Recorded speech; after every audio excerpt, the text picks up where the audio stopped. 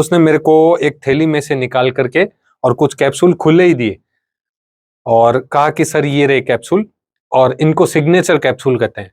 तो मैंने कहा भाई इसमें तो कहीं पैकिंग भी नहीं है, इस कैप्सूल का कोई पत्ता भी नहीं है जिस पे भी नाम से हम पता कर सकें कि इसमें क्या साल्ट है, क्या दवा है। तो उसने कहा डॉक्टर साहब मेरे को इसके अंदर जो साल्ट है वो पता है, इसके अंदर 300 मिलीग्राम प्रीगाबालिन है। बीकानेर, हनुमानगढ़ और श्री गंगानगर के कलेक्टर साहब के आदेश के अनुसार 75 मिलीग्राम की प्रीगाबालिन से अधिक मात्रा की प्रीगाबालिन रखना कानूनन रूप से अवैध है, जुर्म है जिसका सजा की प्रावधान है।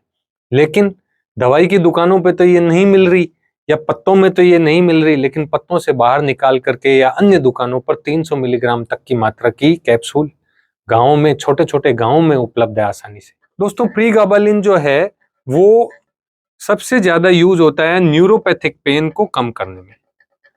न्यूरोपैथिक पेन, अब ये न्यूरोपैथिक पेन क्या होता है? जैसे दोस्तों किसी के डिस्क की प्रॉब्लम होती है, सर्वाइकल प्रॉब्लम है या कमर दर्द की प्रॉब्लम है, जिसमें डिस्क के अंदर जो है डिस्क बाहर आ जाती है और नर्व जो है वो दबती है, कंप्रेस होती है, तो हाथों में या पैरों में झंझनाहट और दर्द महसूस होता है। आमतौर पर जिसे हम साइटिका का दर्द भी कहते हैं।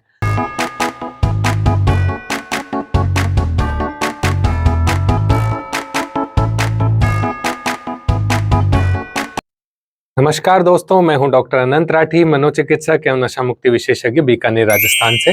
दोस्तों अभी कुछ 4-5 दिन पहले एक 25 वर्षीय नवयुवक को उसका एक बड़ा भाई लेकर के मेरे पास आया कि डॉक्टर साहब जाने देखिए, पता नहीं ये कौन से सफेद नीले रंग के कैप्सूल खाता है। इसको पूछने पर यह कहता है कि सिग्नेचर नाम से एक कैप्सूल हमें मिलता है, गाँव के अंदर कुछ लोग बेचते हैं और ये इसके 4-5 कैप्सूल रोज के रोज खा रहा है। पता ही नहीं है इसके अंदर क्या है। और जब हमने इसको रोका कि कैप्सूल नहीं खाना तो ये माना नहीं और जब जबरदस्ती हमने ये कैप्सूल इसके छीन लिए, घर में इसको बंद किया, तो इसकी तो हालत ही खराब हो गई। ये तो बिल्कुल ही ना तो रात को सो पाया, ना दिन में उठ पाया, एकदम बिस्तर पे निढाल होके पड़ा रहा। ना इसने खाना खाया, ना इसने किसी से बात करी, जैसे मतलब खाट पे ऐसा गिर गया जैसे जाने क्या बीमारी हो गई हो इसको। तो हमें बहुत डर लगा कि जाने इस कैप्सूल में ऐसी क्या बात है जिसको नहीं लेने से एक ही दिन में इसकी ऐसी बुरी स्थिति हो रही है। इसलिए हम आपके पास इसको लेकर के आए हैं। आप ही देखिए और बताइए इसका क्या किया जाए।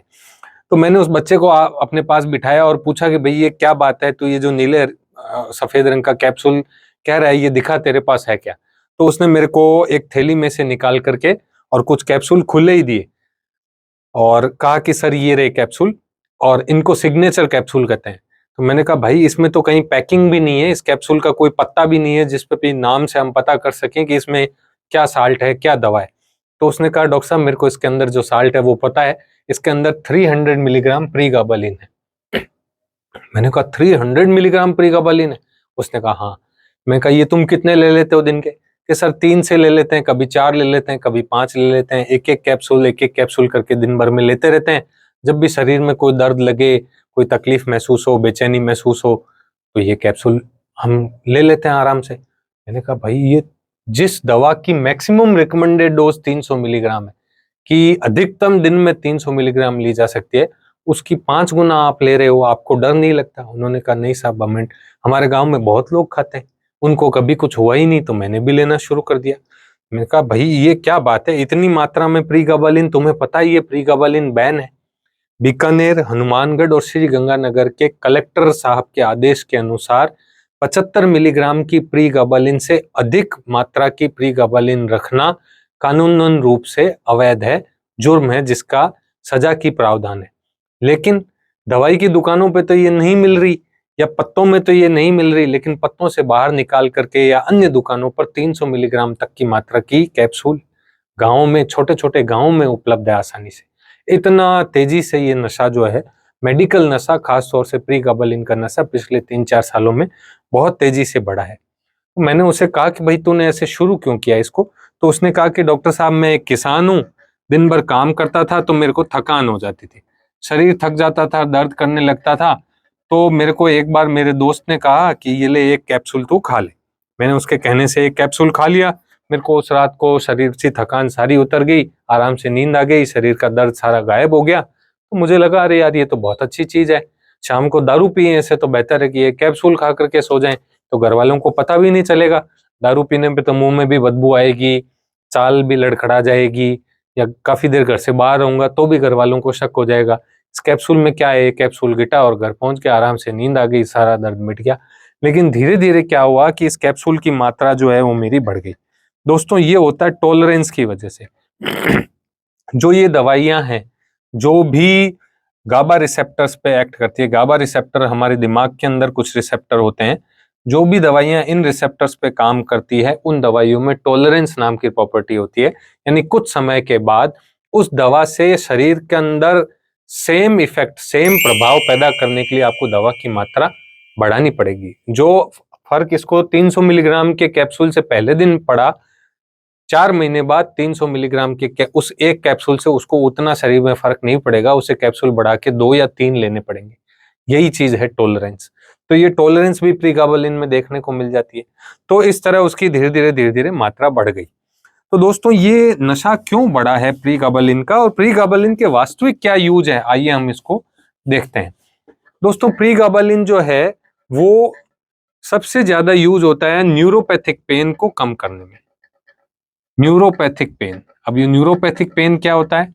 जैसे दोस्तों किसी के डिस्क की प्रॉब्लम होती है, सर्वाइकल प्रॉब्लम है या कमर दर्द की प्रॉब्लम है, जिसमें डिस्क के अंदर जो है डिस्क बाहर आ जाती है और नर्व जो है वो दबती है, कंप्रेस होती है, तो हाथों में या पैरों में झंझनाहट और दर्द महसूस होता है। आमतौर पर जिसे हम साइटिका का दर्द भी कहते हैं, तो वो दर्द होता है। या किसी को स्पाइनल कॉर्ड की इंजरी हो गई, कोई एक्सीडेंट हुआ, ट्रॉमा हुआ, तो रीढ़ की हड्डी टूट गई, फ्रैक्चर हो गया उसके अंदर और वो नस को दबा रही है, तो उस दर्द को कम करने के लिए दिया जाता है। इसके अलावा डायबिटीज में भी जो है न्यूरोपैथी होती है, शुगर के अंदर न्यूरोपैथी होती है, तो डायबिटीज वालों को बहुत ज्यादा शरीर में दर्द, पाँव में दर्द, थकान महसूस होती है, तो कुछ समय के लिए उनको ये दवा दी जाती है। इसके अलावा नर्व कंप्रेशन, जिसकी मैंने आपसे बात की, नस दबने पे ये दवा दी जाती है। एक बीमारी होती है फाइब्रोमाइल्जिया, जिसके अंदर क्या होता है कि पूरे शरीर में मसल्स में पेन होता है, जहां भी मसल्स है शरीर में वहां वहां दर्द महसूस होता है, तो उसके ट्रीटमेंट में भी प्रीगाबालिन दी जाती है। या फिर पार्शियल ऑनसेट सीजर्स में ये प्रीगाबालिन जो है एज एन एंटी एपिलेप्टिक दवा मिर्गी के दौरे रोकने के लिए भी दी जाती है। तो क्या होता है ज्यादातर मामलों में, मान लो दवा डॉक्टर ने एक बार लिखी, लेकिन मरीज जो है वो वापस डॉक्टर के पास जाता ही नहीं है और उसे इस दर्द की दवा से आराम महसूस होने लगता है, तो अपने गांव में ही अपने मेडिकल स्टोर से दवा लेना शुरू कर देता है और धीरे धीरे अपनी दवा की डोज जो है वो उसको बढ़ा देता है। और फिर क्या होता है, जैसे जैसे डोज दवा की बढ़ती है, तो एक मैक्सिमम रिकमेंडेड डोज से ऊपर अगर कोई व्यक्ति जाएगा दवा लेने, तो उसमें उसके साइड इफेक्ट्स के चांसेस भी बढ़ जाएंगे। अब प्रीगाबालिन में क्या है, ज्यादा यूज तो आजकल कम हो रहा है और मिस यूज इसका ज्यादा हो रहा है। अब क्या हो रहा है कि इसके साइड इफेक्ट्स की अगर हम बात करें, तो सबसे पहले तो नींद आना, ये इसका एक साइड इफेक्ट है। इसलिए प्रीगाबालिन में ये वार्निंग भी दी हुई होती है कि प्रीगाबालिन लेने के बाद आप व्हीकल नहीं चलाएं, गाड़ी नहीं चलाएं या कोई मशीन को ऑपरेट नहीं करें, नींद आती है प्रीगाबालिन को लेने के बाद। दूसरा, वेट गेन होना, वजन बढ़ना। तीसरा, ब्लर्ड विजन, यानी साफ दिखाई नहीं देता कुछ लोगों को प्रीगाबालिन लेने के बाद। चौथा, एंकल इडीमा, वाटर रिटेंशन करता है प्रीगाबालिन, जिस वजह से पांव में नीचे की तरफ सूजन आने लग जाती है प्रीगाबालिन लेने के बाद। तो इस तरह के चक्कर आने लग जाना, इस तरह के लक्षण प्रीगाबालिन को लेने के बाद साइड इफेक्ट के तौर पे आते हैं। फिर अगर हम इसका ओवर यूज करें प्रीगाबालिन, ये मान लो 300 mg तक ये लक्षण आ रहे हैं, तो अब अगर इसका हम ओवर यूज करें तो ये साइड इफेक्ट भी ओवर मात्रा में आएंगे। यानी नींद आना, यहाँ अत्यधिक नींद आएगी, बहुत ज्यादा उसको नींद आने लग जाएगी, बहुत ज्यादा अगर डोज के अंदर ले रहा है कोई। या फिर और जो साइड इफेक्ट्स जो कि हायर डोजेज में देखने को मिलते हैं, जो कि लाइफ थ्रेटनिंग हो सकते हैं, जिससे जान भी जा सकती है, उसमें एक होता है रेस्पिरेटरी सेंटर का डिप्रेशन। मतलब जो हमारे दिमाग में जो हिस्सा सांस को लेने के लिए जो कमांड जनरेट करता है कि भाई व्यक्ति सांस ले रेगुलर, उस हिस्से को डिप्रेस कर देता है, उस हिस्से को अपना काम नहीं करने देता। तो रेस्पिरेटरी सेंटर का जब डिप्रेशन होने लगता है, तो हमारी सांस जो है उस व्यक्ति की वो उखड़ने लगती है, सांस उसको अच्छे से आती नहीं है, उसके ब्लड में ऑक्सीजन का सैचुरेशन जो है वो कम होने लगता है। और अगर लंबे समय तक इसका ध्यान नहीं दिया गया तो व्यक्ति की मृत्यु तक हो जाती है या व्यक्ति कोमा तक में चला जाता है। इसके अलावा और क्या साइड इफेक्ट्स देखने को मिलते हैं? बहुत से लोगों में प्रीगाबालिन की हायर डोजेस से सुसाइडल थॉट्स आने लग जाते हैं, मृत्यु संबंधी विचार आने लग जाते हैं कि मैं मर जाऊं तो ठीक है।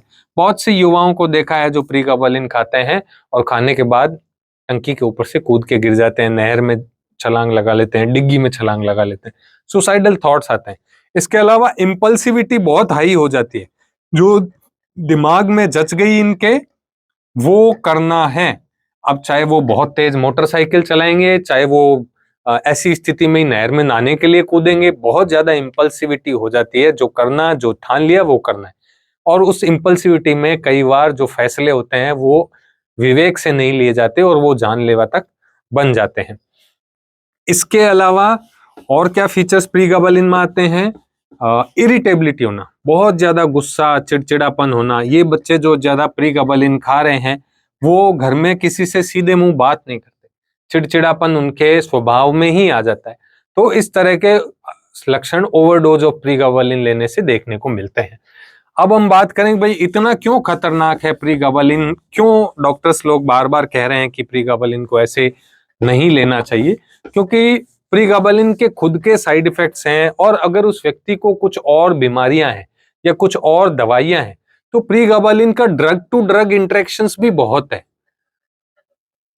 यानी ये दूसरी दवाइयों के साथ अगर कोई लिया गया प्रीगाबालिन को तो बहुत ज्यादा इफेक्ट करता है। जैसे मान लो कोई व्यक्ति ट्रामाडोल ले रहा है, ट्रामाडोल खुद रेस्पिरेटरी डिप्रेशन करती है, और अगर साथ में प्रीगाबालिन का ओवर यूज कर रहा है तो ये भी रेस्पिरेटरी डिप्रेशन करती है। दोनों ही सांस की गति को धीरे करते हैं, तो उस व्यक्ति में सांस संबंधी समस्या आने लगती है। ये दोनों ही सेडेटिव होती है।